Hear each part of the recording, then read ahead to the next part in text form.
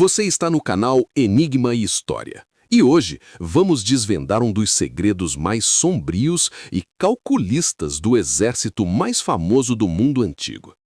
Eles eram a primeira linha, o primeiro choque e a primeira vítima. Homens destinados não à glória, mas a um sacrifício estratégico. Esta é a história dos vélites romanos, os soldados que sempre lutavam na frente e pagavam o preço.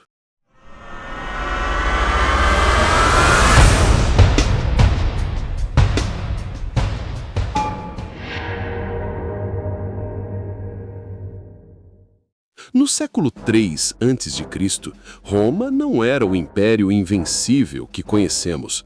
Ela lutava pela sobrevivência contra seu maior e mais cruel rival, Cartago. As legiões, formadas por cidadãos que podiam custear seu próprio equipamento, eram poderosas, mas inflexíveis. Falta de mobilidade era uma fraqueza mortal. Foi nesse contexto de desespero e inovação, por volta do ano 211 a.C., que os vélites surgiram. Eles não eram soldados de carreira. Eram os mais jovens e, crucialmente, os mais pobres da sociedade romana. Homens que não possuíam riqueza para comprar uma armadura de metal ou um escudo grande. Eles eram recrutados das classes mais baixas, a quinta classe do censo romano. Seu campo de batalha, onde a luta era mais brutal e imprevisível. A terra de ninguém, o espaço vazio e mortal entre duas falanges prestes a colidir. Mas por que Roma faria isso? Por que enviar seus cidadãos mais vulneráveis para uma morte quase certa? A resposta não é simplesmente crueldade, é uma estratégia fria e pragmática.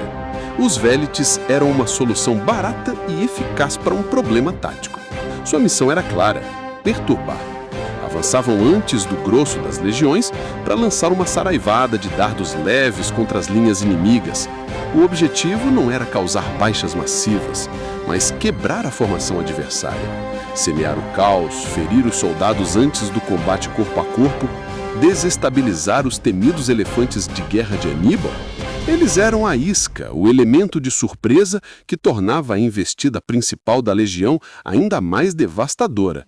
E no cálculo implacável dos generais romanos, a perda de alguns homens pobres e levemente armados era um preço aceitável para poupar as valiosas e bem equipadas legiões.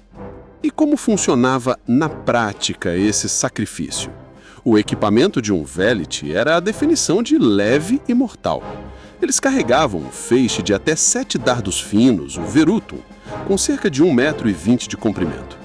Esses projéteis eram leves o suficiente para serem lançados a longa distância, mas suas pontas de ferro finas podiam penetrar escudos e armaduras. Para proteção, um pequeno escudo redondo de madeira, a parma, e quase nada mais. O capacete era muitas vezes a única peça de metal. Dizem as fontes que alguns usavam pele de lobo ou outras feras sobre a cabeça não por proteção, mas como distintivo de coragem. Eles não travavam combate prolongado. O protocolo era simples: correr, lançar todos os dardos, causar o máximo de confusão e então recuar, correndo pelos espaços entre as fileiras da legião que agora avançava. Aqueles que fossem lentos demais no recuo eram simplesmente atropelados por seus próprios companheiros. E qual era o preço final? As fontes históricas raramente se detêm nos nomes dos vélites caídos.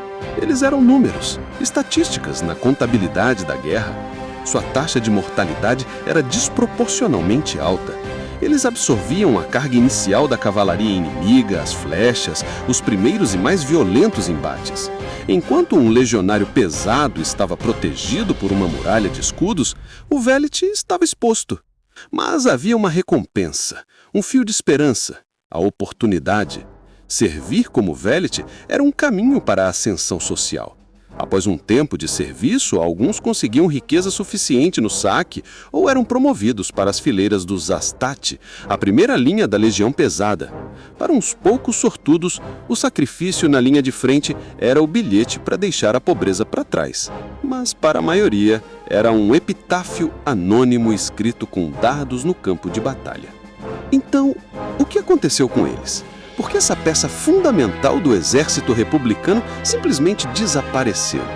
O fim dos Vélites coincide com a transformação de Roma de república para império, com o exército se tornando profissional e padronizado sobre o comando de Augusto.